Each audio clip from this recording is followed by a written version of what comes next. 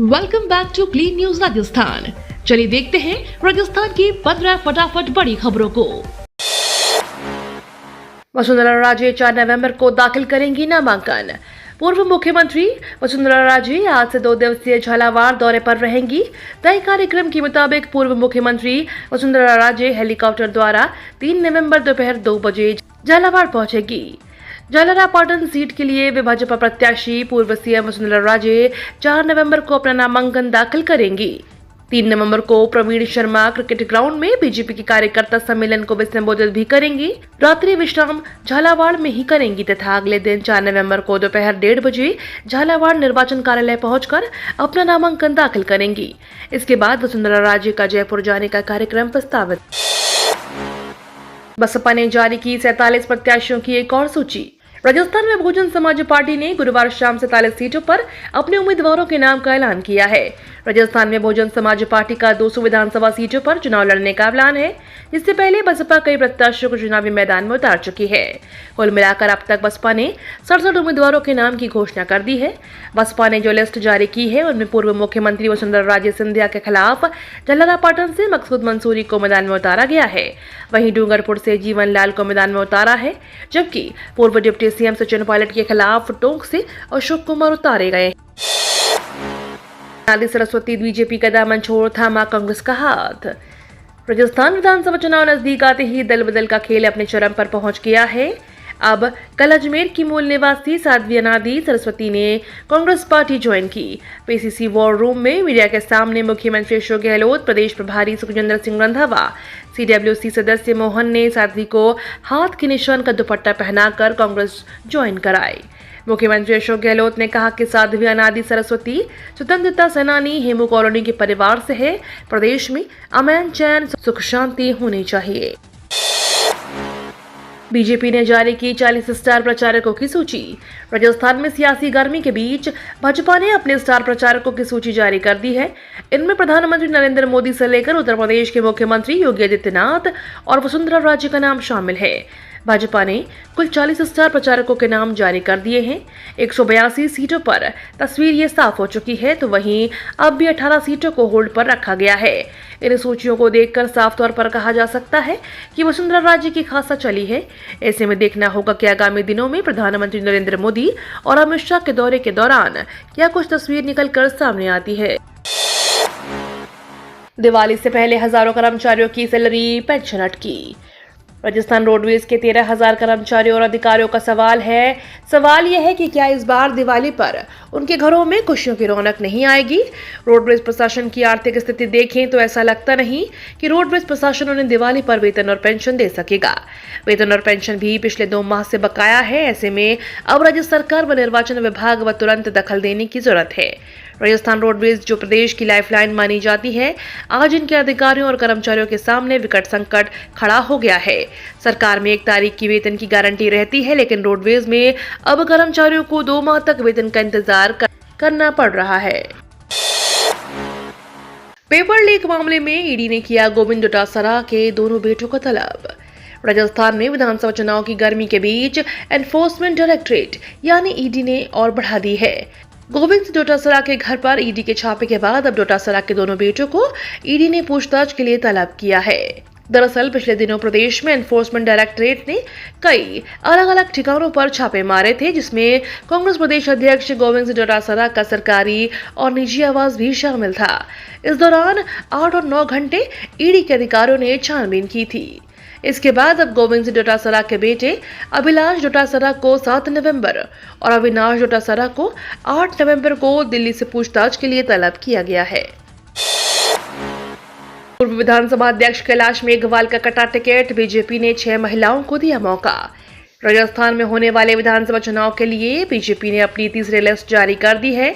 इस लिस्ट में 58 उम्मीदवारों के नाम का ऐलान किया गया है। आपको बता दें, बीजेपी ने अब तक अपनी 2 सूचियों में 124 प्रत्याशियों का टिकट दिया है। पार्टी ने इस बार पूर्व विधानसभा अध्यक्ष कैलाश मेघवाल का टिकट काट दिया है। वहीं मौजूदा सूची में 6 महिलाओं का मौका मिला है। एक धर्मगुरु बाल मुकुंदाचार्य का नाम भी इस लिस्ट में शामिल है। बीजेपी ने पूर्व मंत्रियों को भी चुनावी मैदान में उतारा है। मध्य प्रदेश और राजस्थान चुनाव में सुरक्षित सीटों से ही सत्ता होगी सुनिश्चित। राजस्थान और मध्य प्रदेश में विधानसभा की तैयारियां तेज हो गई हैं। 200 विधानसभा सीटों वाले राज्यों में कांग्रेस जहां लगातार दोबारा सरकार बनाने का प्रयास में है, तो वहीं बीजेपी किसी भी सूरत में सत्ता पाने की जुगत में है। चुनावी आंकड़ों से पता चलता है कि एमपी और राजस्थान में आरक्षित सीटें जीतने वाली पार्टी ने 2008 से सरकार बनाई है। ऐसे में कांग्रेस और बीजेपी दोनों ही आरक्षित श्रेणी के मतदाताओं को लुभाने की कोशिश में जुटी हैं। 1998 के बाद से हर 5 साल में भारतीय जनता पार्टी और कांग्रेस की सरकारें आती जाती रही हैं। दूसरा फैक्ट यह है कि एससी और एसटी रिजर्व सीटों के आंकड़े बीजेपी के पक्ष में रहे हैं। सरकारी नौकरी की है तलाश, 10वीं ग्रेजुएट तुरंत करे आवेदन। अगर आप 10वीं और 12वीं और ग्रेजुएट हैं और सरकारी नौकरी की तलाश कर रहे हैं तो आपके लिए यह मौका है।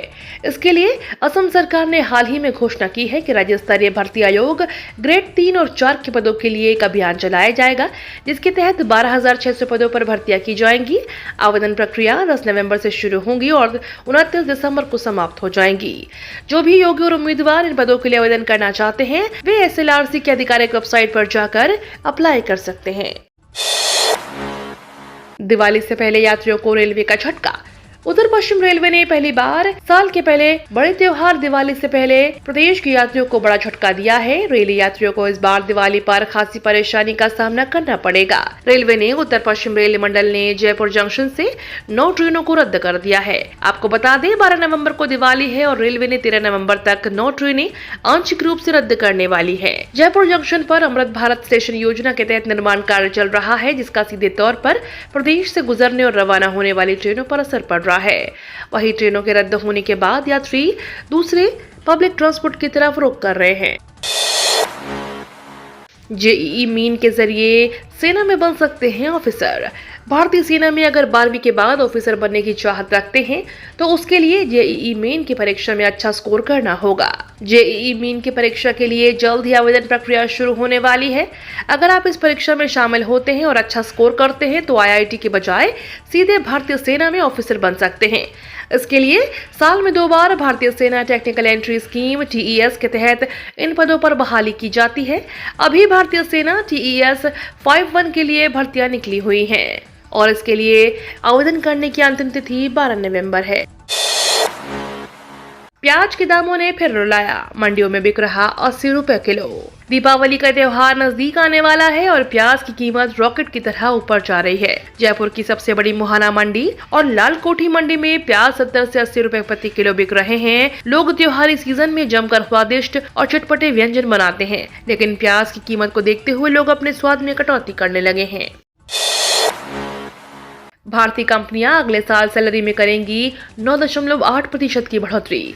भारत की प्राइवेट कंपनियां अगले साल 2024 में कर्मचारियों के वेतन में 9.8% की बढ़ोतरी कर सकती हैं।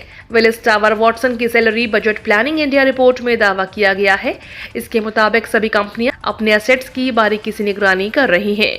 ऐसे में ज्यादा वेतन वृद्धि की संभावना नहीं है, लेकिन 9.8% वेतन वृद्धि की उम्मीद है, जो कि 2023 के वास्तविक वेतन वृद्धि 10% के आसपास है। केंद्र ने एप्पल को भेजा नोटिस। केंद्र सरकार ने एप्पल कंपनी को नोटिस भेजा है। आईटी मंत्रालय ने राज्य प्रायोजित हमले के आरोपों पर कंपनी से जवाब मांगा है।